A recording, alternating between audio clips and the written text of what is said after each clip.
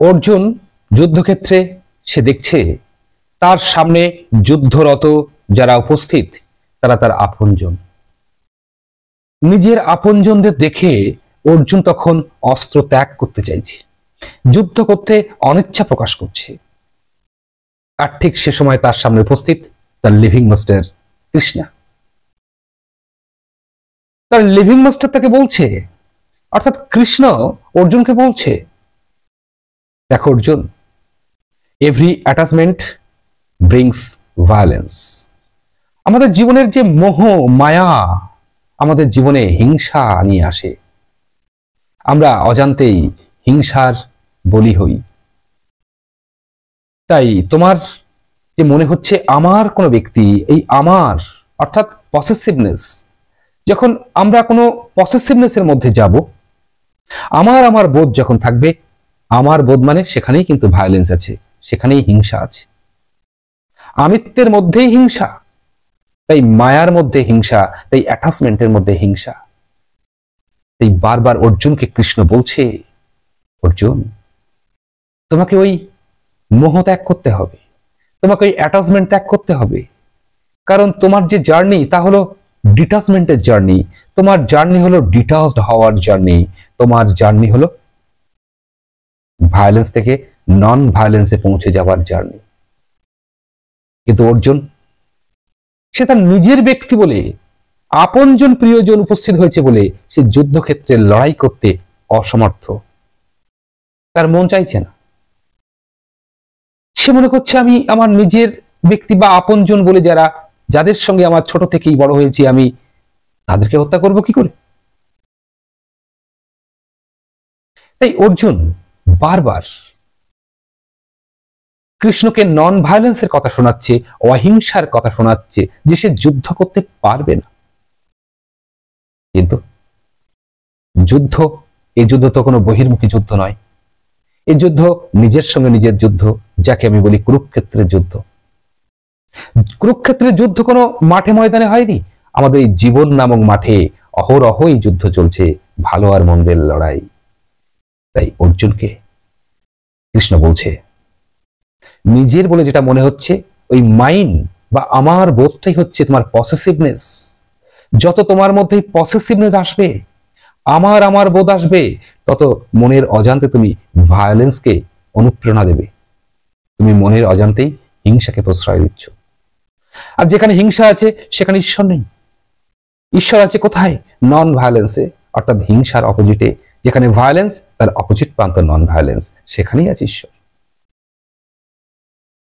তাই ঈশ্বরত্বে প্রবেশ করতে গেলে, গডলিনেসের উপলব্ধি অনুভব করতে গেলে অর্জুন তোমাকে কিন্তু মোহ ত্যাগ করতে হবে, তোমাকে অ্যাটাচমেন্ট থেকে বেরিয়ে এসে ডিটাচড হতে হবে। তবেই তুমি বুঝতে পারবে তোমার সামনে যারা উপস্থিত তারা আপনজন না শত্রু। অর্জুনের এমনটা মনে হওয়ার পেছনে কারণ কি? কারণ অর্জুন হচ্ছে আমাদের থিঙ্কিং স্টেট। এই থিঙ্কিং স্টেটে অর্জুনের মতো ব্যক্তিরা যারা থাকে তারা ডুয়ালিটির মধ্যে থাকে, তারা দ্বন্দ্বে থাকে, তারা জীবনের মূল সত্যকে উপলব্ধি করতে পারে না। তাদের উপলব্ধির পথে মহা বাধা হলো তাদের ওই ইন্টেলেক্ট। তাই অর্জুনকে ইন্টেলেক্ট থেকে ইন্টেলিজেন্সে শিফট করতে হবে, তখনই আসবে তার ভেতরে সত্যিকারের ডিটাচমেন্ট। আর যখন ডিটাচমেন্ট আসবে তার মধ্যে উপস্থিত হবে তখন নন ভায়োলেন্স। তাই অর্জুন বলছে যে আমি যুদ্ধ করতে পারবো না আমার প্রিয়জনদের সঙ্গে, কিন্তু তারা যদি নিজের প্রিয়জন বা আপনজন না হয় তাহলে যুদ্ধ করতে পারবো। তাহলে অর্জুনের মধ্যে ভায়োলেন্স আছে, তার মধ্যে হিংসা আছে। তাহলে যখন হিংসা অবশিষ্ট একটু থেকে গেছে তখন তার কিন্তু উত্তরণ হবে না, তার উত্তরণের পথে মহা বাধা হয়ে যাবে তার ভেতরে থাকা ওই ডরম্যান্ট স্তরে থাকা হিংসা। লিভিং মাস্টার কৃষ্ণ অর্জুনের জীবনে চেতনার বিকাশ ঘটানোর জন্য অর্জুনের প্রত্যেকটা অবরুদ্ধ দ্বারগুলোকে খুলে দেওয়ার জন্য আপ্রাণ চেষ্টা চালিয়ে যাচ্ছেন। অর্জুন প্রথমে ভাবছে লড়াই বুঝি আমার বহির্মুখী, কিন্তু কৃষ্ণ বলছে না, লড়াই তোমার অন্তর্মুখী, লড়াই তোমার নিজের সঙ্গে নিজের। তোমার লড়াইটা আমি করে দিতে পারবো না, তোমার লড়াইটা অর্জুন তোমাকেই করতে হবে। লড়াইয়ের মধ্য দিয়ে নিজের চেতনার বিকাশ তোমাকেই ঘটাতে হবে। পৃথিবীতে কোনো কাজ আমরা অন্যের জন্য করে দিতে পারি ঠিকই, কিন্তু নিজের উত্তরণ যেখানে, সেখানে করবি তুমি। কর্ম তোমার, তোমার নিজের কর্ম তোমাকে নিজেকেই করতে হবে, তোমারটা অন্য কেউ করে দিলে হবে।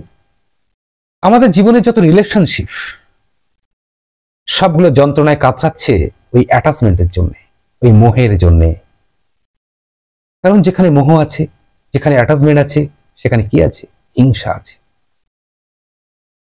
তাহলে সত্যিকারের রিলেশনশিপ তৈরি হবে কোথায়? যেখানে মোহ নেই, যেখানে ডিটাচমেন্ট স্টেট। এই মোহ থেকে যখন আমরা নিজেদেরকে মোহ শূন্য করতে পারি, তখন আমরা ভায়োলেন্স থেকে নন ভায়োলেন্সে নিজেদেরকে উত্তরণ ঘটাতে পারি।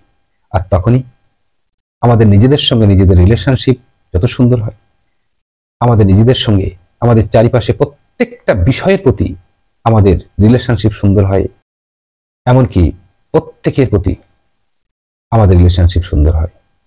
যেমন প্রত্যেকটা বিষয়ের প্রতি আমাদের রিলেশনশিপ সুন্দর হয়, তেমনি প্রত্যেক ব্যক্তির সঙ্গে আমাদের রিলেশনশিপ সুন্দর হয়।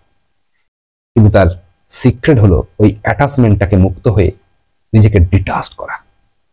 যতক্ষণ তোমার মধ্যে হিংসা থাকবে, সেখানে কিন্তু গডলিনেস থাকতে পারে না। গডলিনেস কোথায় থাকে? যেখানে নন ভায়োলেন্স, যেখানে কোনো অ্যাটাচমেন্ট নেই, যেখানে আছে শুধু কেবল মোহহীনতা, সেখানেই থাকে ঈশ্বর।